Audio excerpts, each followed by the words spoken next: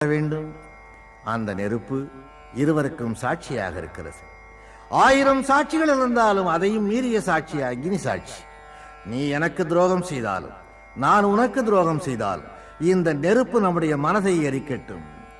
துரோகம் செய்து வாழ வேண்டும் என்று நாம் ஓடினால் இந்த நெருப்பு நம்முடைய உடலையும் எரிக்கட்டும் என்பதுதான் அக்னி சாட்சி என்று கூறப்படுவதாகும்.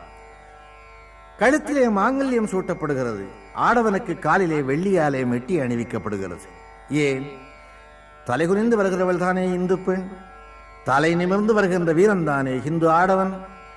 தலை நிமிர்ந்து வருகின்ற இந்து ஆடவனுடைய கண்ணில் எதிரே வருகின்றவள் திருமணமானவள் என்று தெரிவதற்காக அவள் கழுத்திலே தாலி, தலைகுனிந்து வருகின்ற ஒரு இந்து பெண்ணுடைய கண்களில் எதிரே வருகின்ற ஆடவன் திருமணமானவன் என்று தெரிவதற்காக அவன் கால்களிலே மெட்டி அணிவிக்கப்படுகிறது.